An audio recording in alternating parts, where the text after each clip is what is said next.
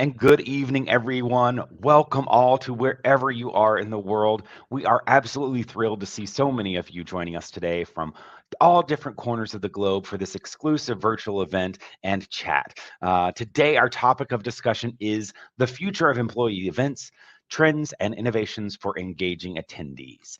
I know in today's rapidly evolving world where remote work and digital interactions are becoming the norm, the need for engaging and impactful employee events has never been greater. We want to make sure that we keep a finger on the pulse of innovation as we drive to create and curate employee events that are engaging, fostering cultures of learning, and creating unforgettable experiences for our teams. And that's why we're here today to have this talk show with our industry leader, TJ from Maximus, who will help us, decode the latest trends and innovations in revolutionizing those internal events. So from immersive virtual experiences to all cutting edge technology solutions, we'll talk all about it. Before we dive in deeper, let me make some introductions. My name is Ian Frazier. I am the Customer Success Manager for all of our North America enterprise and strategic accounts here at Airmeet, and I'm excited to introduce our speaker, TJ Davis.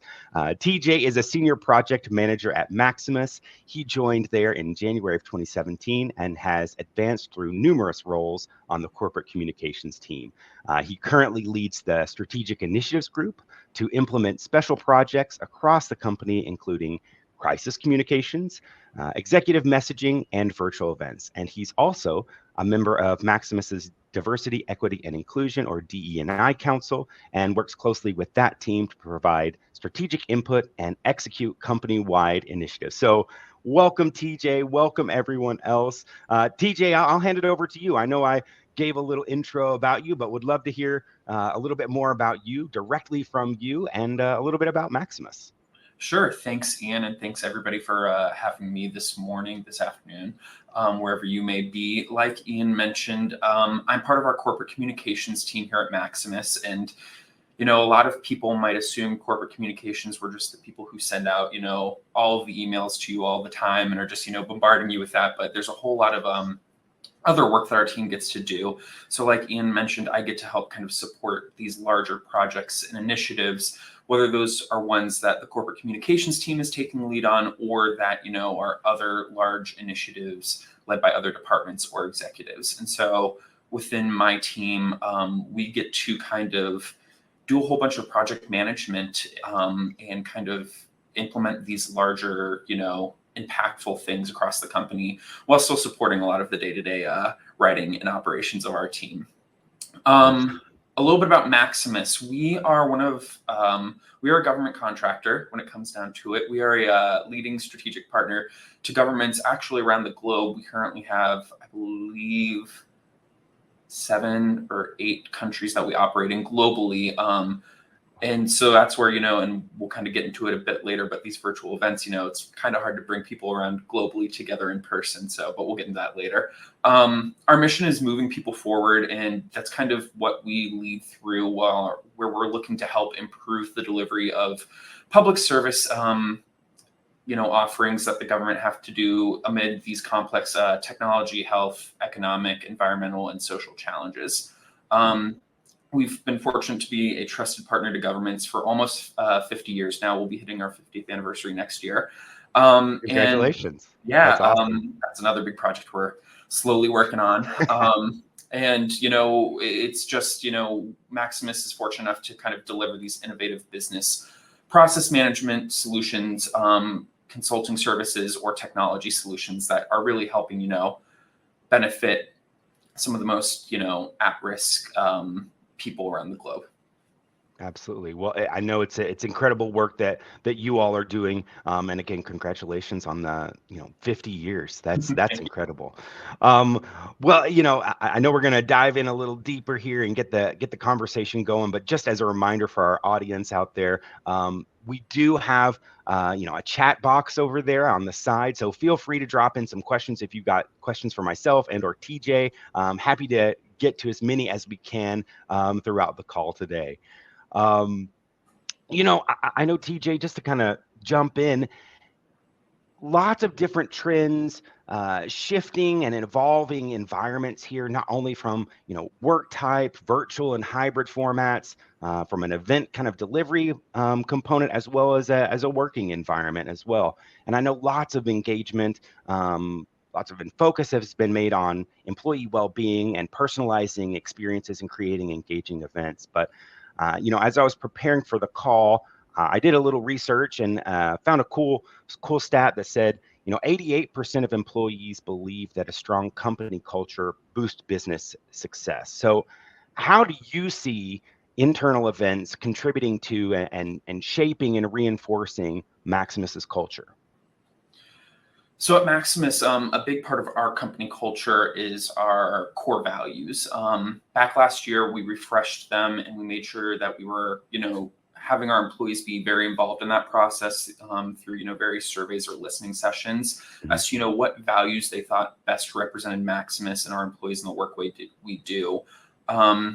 We ended up landing on 6 that are accountability, collaboration, compassion, customer focus, innovation, and respect. And based off of those, we try and incorporate 1 to maybe all 6 of the values in all of the work that we do.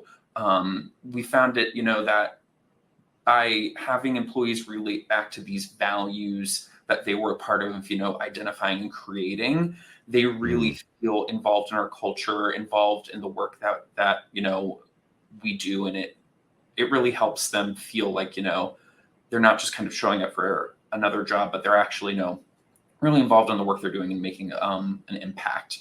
Sure. As far as the internal events we go, like I said, we're trying to, incorporate all of our values into everything we do. And so for internal events, we make sure that, the 2 big ones that we put emphasis on are collaboration and innovation.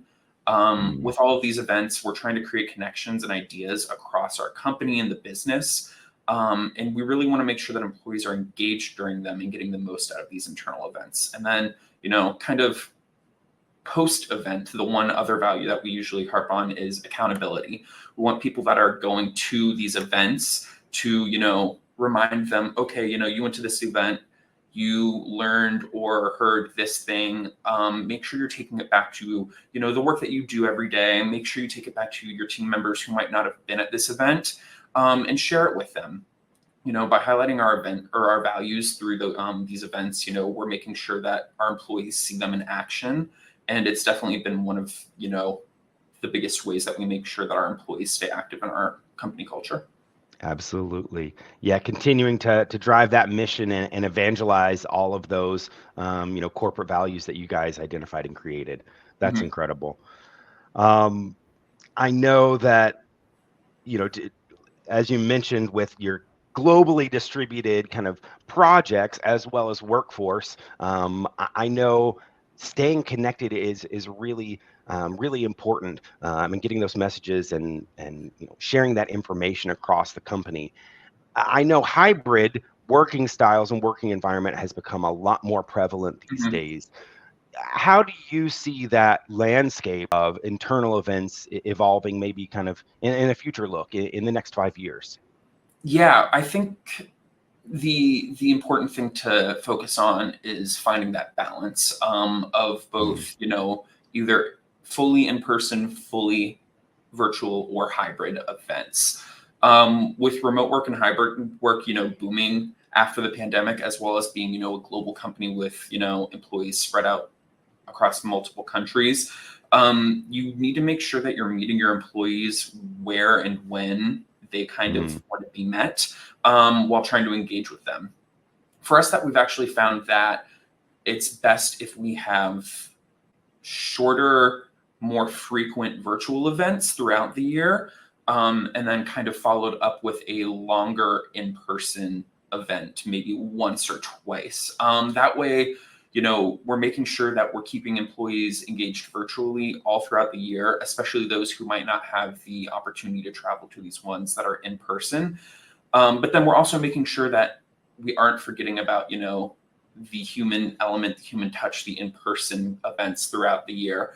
Usually those are for a little bit bigger events, such as like leadership conferences or other professional development opportunities. We'll probably continue this approach moving forward. But the other part, I think, is just always being flexible and listening. Sure. You want to make sure that you're, like I said at the beginning of this question, meeting employees where they kind of want to be met. And so as long as you are listening to their feedback based off of, virtual or in-person events that you might be doing, you'll be able to adapt your engagement style to, your employees over the years. Well, I love that model of that you all are implementing as, kind of delivering the content virtually, across the organization, and then, ensuring that you're connecting with those folks or some of those folks in person to, solidify that messaging, make sure that everybody kind of retains that knowledge there, but Mhm. also, remembering that human element to Yeah. kind of maintain that connection with them. I love that. As far as more day-to-day stuff, I know that there are multiple ways we can deliver events, and I Mhm. know that we've all and you have hosted how many internal events, but any unique or memorable event formats or structures that you or Maximus has experimented with, and maybe highlight some of those results for us. Yeah, I think, like you mentioned, we've had various different events, both in person and virtual over the years. And, there's been different types of sessions that you can have, whether it's, more of a webinar, everybody's actively participating, more of a kind of, panelist discussion where you just have a few Mm, speakers and everyone else is kind of listening. Um, and for both virtual and in-person events, we've kind of landed that the most engaged that people are doing these Q&A panel sessions or events. They like to ask questions. They like to get to talk to, either some of our leaders, or some external speakers that, they might not always get the opportunity to talk to in their day-to-day work. And this is kind of the setting that they're finally able to, voice any questions or comments that they may have. Our speakers, they definitely prefer the panel as well, because it's less mm, so them just kind of, reading off a script or presentation, and they can actually, get to engage with and interact with our employees. As far as a memorable version of this, last year with the global leadership conference that we had, it was entirely virtual, which gave us the chance actually to get some very interesting speakers that we probably would have not necessarily been able to have in person mm. as external speakers coming in and talking. And so we ended up having a former secretary for the U.S. Department of Veterans Affairs and a baroness from the U.K. Being Wow. interviewed by our CEO, and that was definitely our employees. We kind of didn't tell them, like, we just said special guests. And so Sure. when you end up telling them that a baroness is on the panel, and they got to ask them all about the work that they do in both public and private sector, and our CEO had such a great time engaging with both the panelists and the because he was the one moderating it, with the panelists and with the attendees. It's one that just kind of stands out. Awesome. Well, I love that kind of element of surprise, and making sure that we're not revealing everything. We've still got some things up our sleeve there for the event. We want to make sure that that's novel, and I love that the way that you all have highlighted engagement, and kind of featuring those special guests. That's incredible. Taking from that, I know what are you most excited about maybe engaging and implementing for a future event?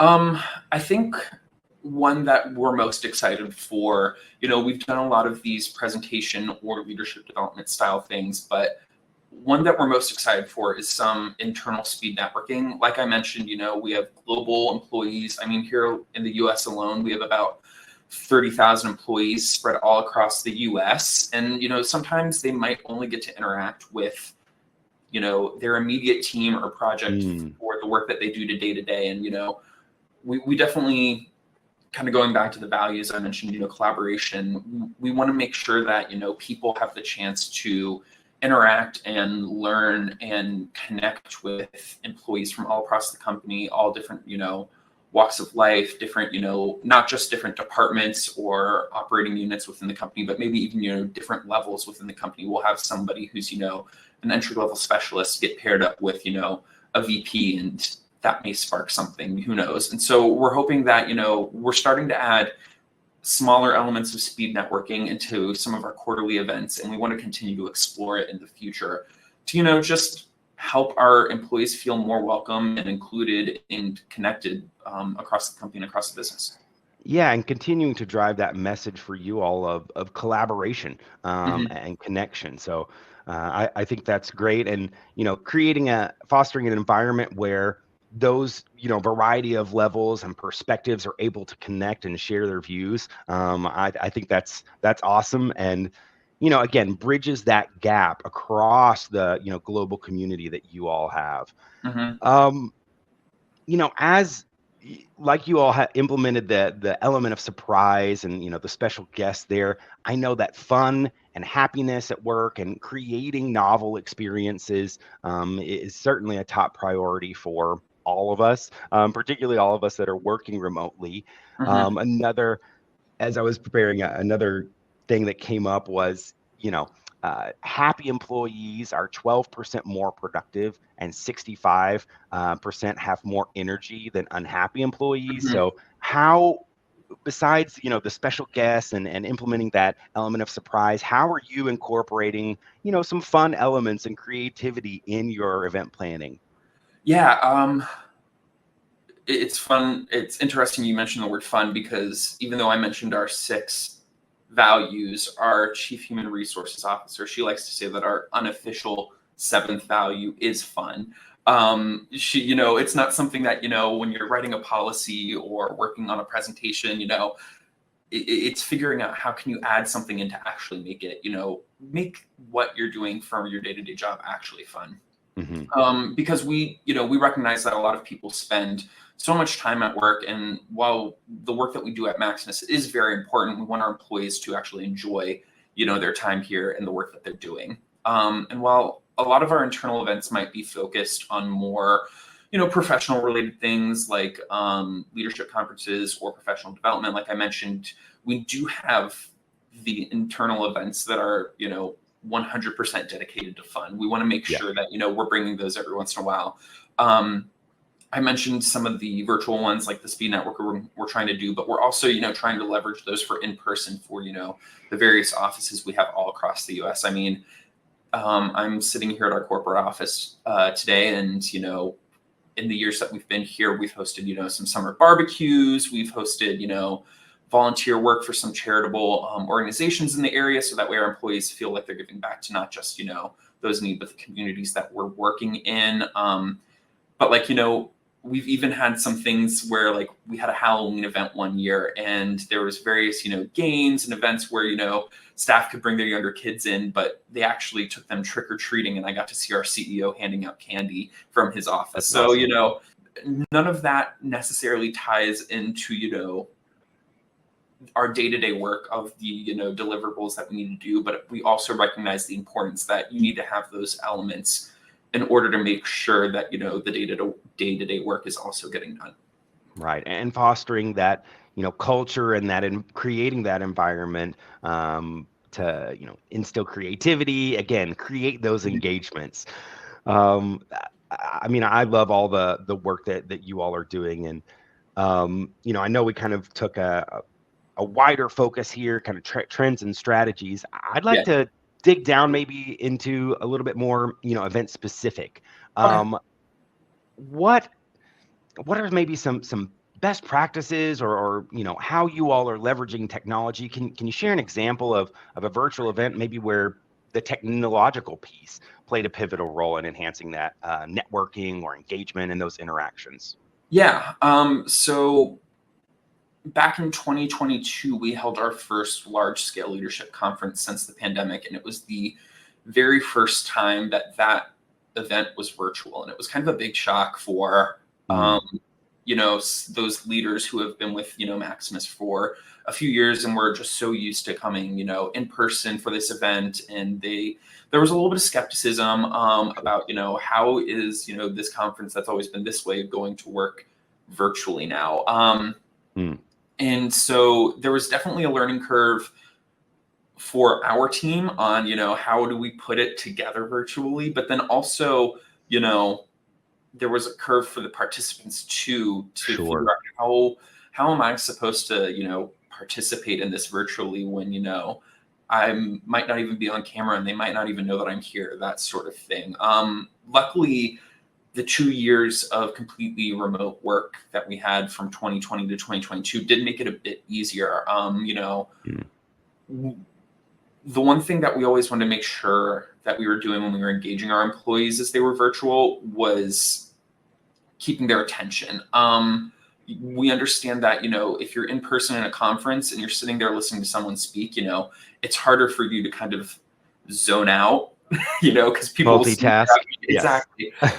But if you're virtual, and you're not even on camera, who's to say that you can't, get up and kind of, walk into your kitchen and grab a glass of water for, 30 seconds and miss a completely, vital piece of information that might be presented or something like that. And Sure. so the one thing that we did with, technology was figuring out how can we make sure that we're keeping people, engaged throughout the entire event. And one thing that we kind of did with that was a bit of gamification with our events. We recognized that, even if people aren't going to be on camera or interacting with people in person, there's still a benefit to being, active and present, even if you Sure. are virtual. And so, whether fortunately within Airmeet, which we were using, there is a bit of a gamification element that you can use where, we were giving points out for those who were very, active within chat, that were asking Hmm. questions during Q&A, that were, participating in the various polls that we were doing, and that, we're going from all these different sessions, like different session types, and, actively participating. And with that too, we also made sure that it was public because people kind of like that friendly competition aspect of it. Like they want to see how Absolutely. many points they have, and I want to know that I'm doing better than you, Ian. So that way, I'm gonna Yeah. be the one who beats you out and has unofficial bragging rights in that. And so we tried to make sure that it was something where asking questions or just being attentive was rewarded. Which if you Sure. were there for an in-person event, sitting there and asking a question in a live panel might not get that same, it's harder to kind of track gamification, whereas Exactly. virtually, there's technology and platforms that are able to do that for you and just make it easier to reward those who are active within your events. Exactly. And I love the gamification component of Airmeet, and just in general virtual events. We want to create a novel, engaging environment for those audiences. Again, kind of bridging that gap with our virtual audiences. So I love how you all are doing that and leveraging the leaderboard and the gamification element. Mhm. And like you mentioned, I think that's helpful too, that we can, as event organizers, curate that point system in the leaderboard to incentivize those areas that we want engagement and we want to see. Yep. Um, kind of speaking to that, how has Maximus, utilized Airmeet and some of the other functionality outside of the gamification for your virtual events, and maybe highlight some of the benefits that you've seen from that? Yeah. Kind of like I mentioned, we started using Airmeet back in 2022 for that first virtual leadership conference, and I've continued to leverage it. Moving forward, we've brought in, Airmeet kind of has a whole bunch of different capabilities that some other, day-to-day conference call platforms might not have. That Hmm. we've definitely been able to, leverage to make these events stand out from the standing weekly or monthly call that people might be in. Sure. um we've also been able to make sure that when we're in an event that Maximus makes, that we're able to brand it to the Maximus brand, as well as any event specific branding or themes, so that way our employees Mm. they recognize that they are in a Maximus specific event, even though it's not in a platform named Maximus, that sort of Sure. thing. um and we knew that like I mentioned, sometimes user adoption of a new tool can be difficult, but fortunately, our employees have really embraced Airmeet as we've been using it. We've been using it originally, like I said, for those large scale kind of annual meetings, but we saw how effective it was in keeping our employees engaged. And so we've started using it for, these smaller quarterly meetings and figuring out how, what worked well in these larger events and how can it be replicated into smaller events to making sure that, that our internal, virtual engagement is still being effective. Yeah, and taking some of those learnings and best practices to, optimize that event delivery. Yeah. What are maybe some of those best practices that you have pulled from these events, in managing the virtual events and virtual audience? What are some best practices you might share with our audience? I think one of the biggest ones I can think of is the pacing of your event. It's very important to make sure that you don't have a whole bunch of like the same, type of sessions back to back to back to back within it. So that way your employees feel like they're sitting there for the same, 2 to 3 hours doing the same thing over and over. And so what we've done is, we make sure that we have a variety, and within an Airmeet, there's different types of sessions you can create. And so we make sure that we use a variety of those. So that way, as people move from, they'll start off in speed networking, like I mentioned, where they are on camera and actively participating. And then, after that, we might segue into the leadership presentation, which is more webinar style. So they might not be on camera and they can take a little bit of a breather, but still be actively listening, even if they're not actively, participating. And then we'll finally, end off with like a leadership development session where they're back on camera, akin to like an actual in-person or a meeting that they might have. And so, people are able to be on screen, share, presentations or resources in that way. And doing all of these different sessions within the same event just kind of gives it a nice flow. And even though, we might use that same kind of, pacing for multiple events, fortunately, the topic of the event or the focus is, unique, and it makes employees feel like even though they are kind of following the same cadence or pacing for events, that they're still, engaged.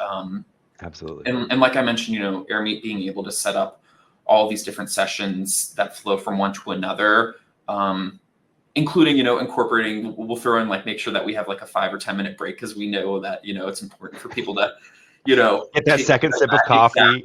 Exactly. And so, it's just been making sure that you're not overwhelming your, participants and that they're actually, they have a variety of ways to interact has kind of been the biggest lesson that we've learned.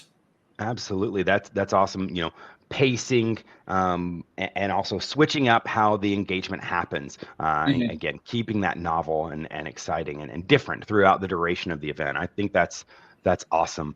I just want to pause here for a minute, remind folks that we've got that chat box going. So if you have any questions, keep those coming. Would love to see some more of those come through when we get to the Q&A. But as we're kind of wrapping up before the Q&A, tell us a little bit about the engagement and the recognition that you all are doing and engaging or including in these events that you will have. I know employee recognition in the workplace, again, we're all remote, or most of us are remote now. How can we maintain that level of recognition and incorporate elements of recognition and appreciation in internal events?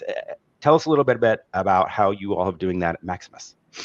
Yeah, like I mentioned earlier, for our smaller events, we are making sure to leverage that leaderboard for Airmeet, having our employees receive those points for the different types of activities and, kind of seeing that friendly competition.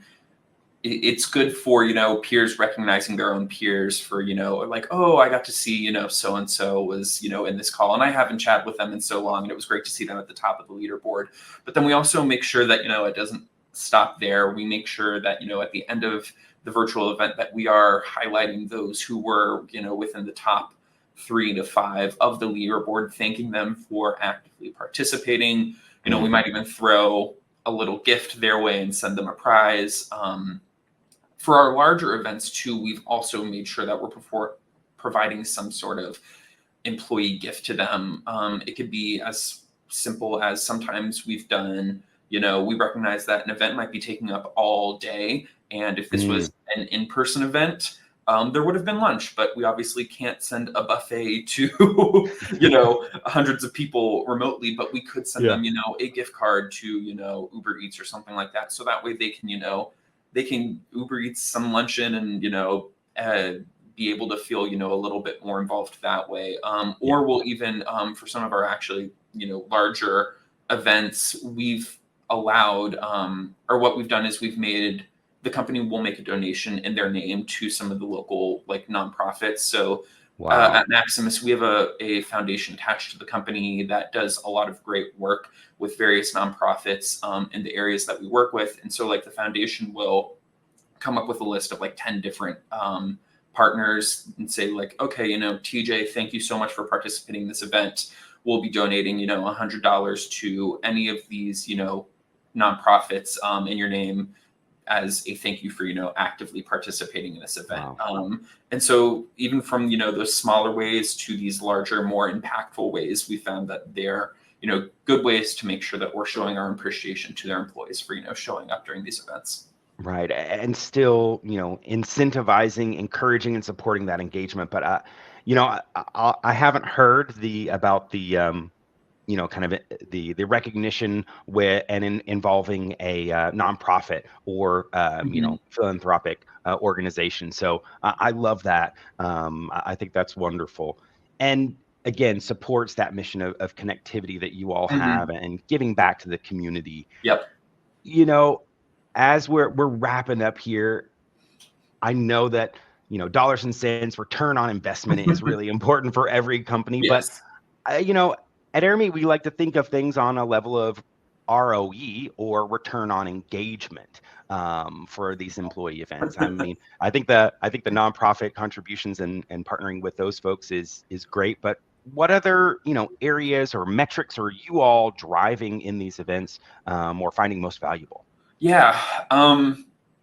After all of our events, no matter how big, how small they are, we are always making sure to send out, a poll to our attendees Mm, because, we want to make sure that, we're getting their feedback on all of these events. We're asking them what they liked, what they didn't like, what they might have even done, different or better in certain sure. cases. And sometimes, based off those metrics, we can kind of gauge, an employee's attitude towards an event and how engaged that they felt during it. It gives us some data to show the impact of the work because, like you said, with the ROE, leaders love data when building, a business justification for, Yeah. anything that you're doing. But like I said, when we're asking for their feedback as well, we've leveraged that to just flat out give us ideas for future events. We've had employees say Sure. like, oh well, what if we did this that way, and you kind of take a step back and you're like, oh, I never thought of that way, but why not, let's give that a try. And so by using those surveys and getting those metrics, we're able to learn a lot about our employees, what does and doesn't work. Usually the two that I find most value is asking, obviously, did I enjoy the event, and but kind of going all the way back to the accountability value that I mentioned at the top of the call was, there's a question that says, did I learn something today that I can take back to my work? Because we want to Mm, make sure that, even though people are having a good time, obviously for some of these business related events, we want to make sure that they're getting something out of it. And it's giving us insight into, how well people are, paying attention and being active during these events, but also, how it gives us an idea of, is the information that we're sharing during these events appropriate to our employees, and are we meeting them where they want to be and giving them the information they need to effectively do their jobs.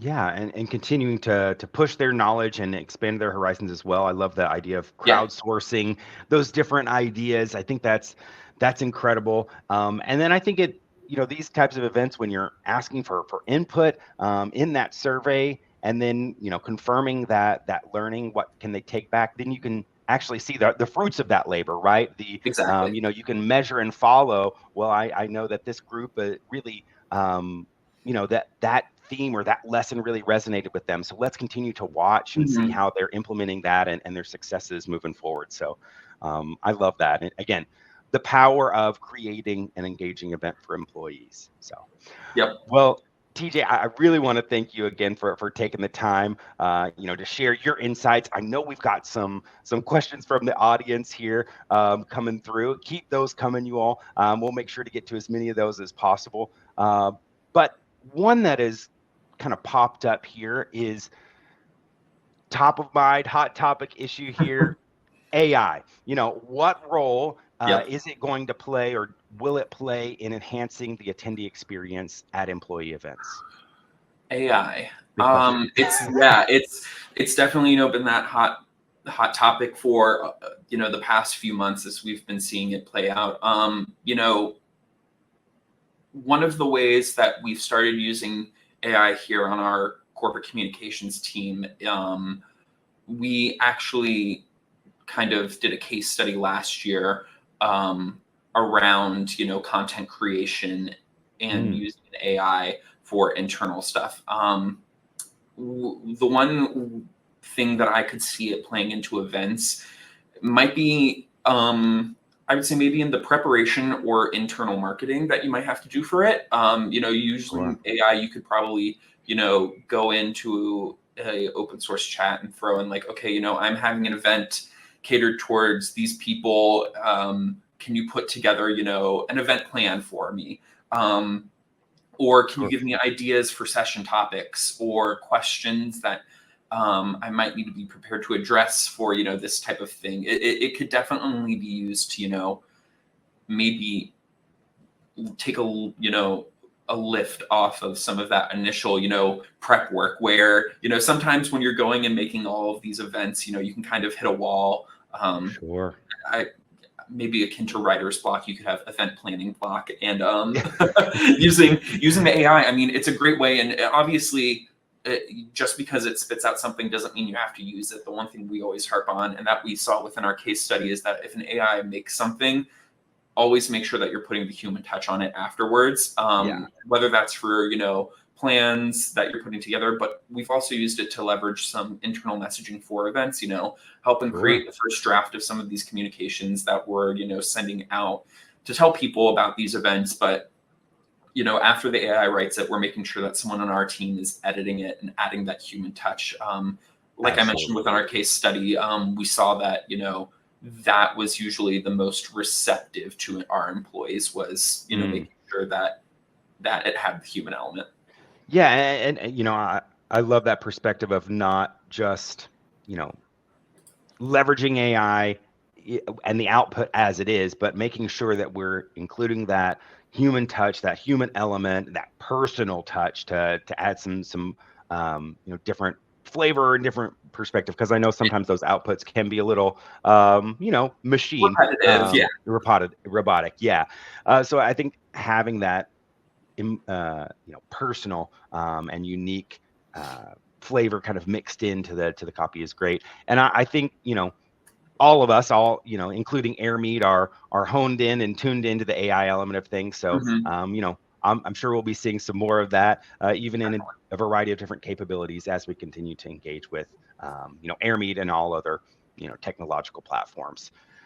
All right. Next question we've got here.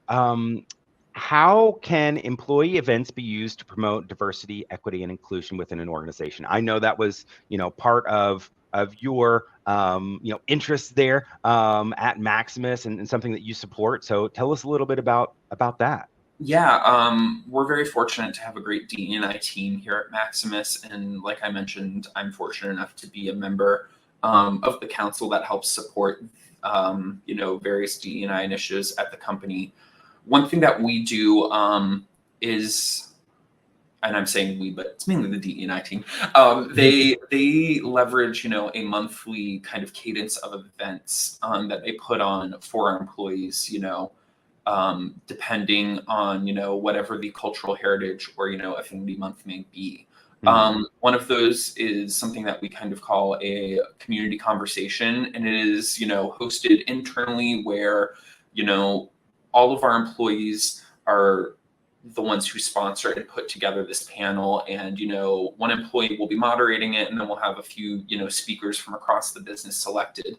And, these events are just a great way for,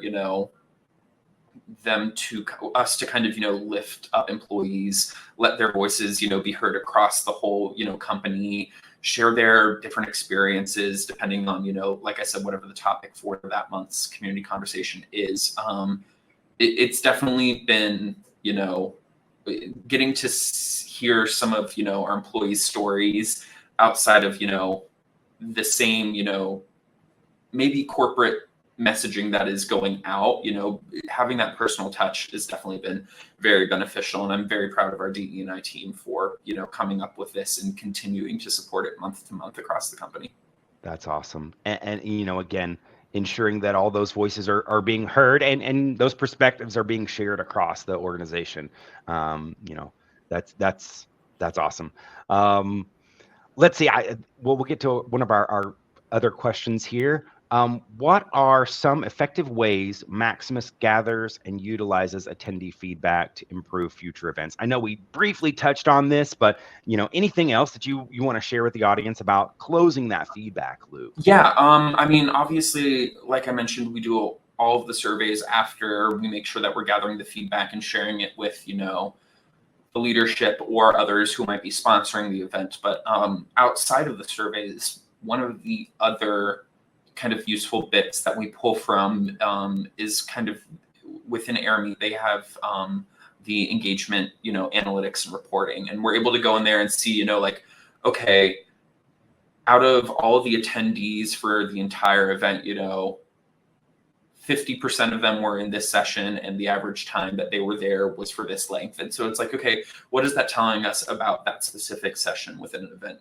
Is it effective? Do we need to workshop it to be something new or different, or is it performing very well, and is it something that we should continue to offer in different types of events? Sure. Using those analytics definitely helps us with decision making for future events. Absolutely. I mean, leveraging those data points and those analytics, I think is the best way for sure. I know we've got plenty of questions in the chat there, and we'll get to as many of those as we possibly can, and we'll follow up after this. But as we're rounding out this time here with you, TJ, I know final thoughts. If you could give just one piece of advice to our communications and internal events professionals out there looking to enhance those employee and internal events, what would it be? I think my biggest one piece of advice is just making sure that you're adaptive with your events. I'll say, 9 times out of 10, you'll be planning a lot for an event, and then something will go wrong. It's just how the cookie crumbles. I mean, in a virtual setting for an event we had last year, one of our speakers' internet went out in the middle. And so we were like, perfect. How do we pivot and quickly get another speaker to cover his entire section? Yeah. On the back end, we might have been, freaking out a little bit. But, by being adaptive and quickly, just being flexible to whatever situation shows, as long as you're able to adapt quickly and, continue getting the, event moving in the direction it needs to, even though I said 9 times out of 10, something might go wrong, 1 time out of 10, when something goes wrong, people will actually notice. As long as you're adaptive and flexible, during these types of events, I think, everything will come off that there were no hiccups and you got through it just perfectly. Exactly. The magic of the live event, for sure. And always being prepared. Well, again, thank you so much, TJ, for taking the time just to connect with us today and share your insights and your experience from Maximus with our audience. I want to thank all of you all as well for joining us. I hope you found the discussion with TJ, enriching and taking back some valuable insights so that you can implement across your companies and your employee events. So continue to drive that employee engagement, foster that culture of learning, and create unforgettable experiences with your teams. But thank you all for joining us today. TJ, thank you again. Really appreciate it. And we'll see you on the next event, which is coming up very soon. in the series. It's going to be a talk show with some HR leaders on fostering DE&I and accessibility and creating welcome spaces for all. So we're looking forward to another engaging conversation with that special guest and how to ensure accessibility for employees and those DE&I efforts. So would love to see you all there for what promises to be a great discussion. So encourage you all to continue exploring the resources shared additionally, and wishing you all continued success and growth. So thank you all. Have a great day ahead and see you on the next event. Thanks, everybody. Thank you.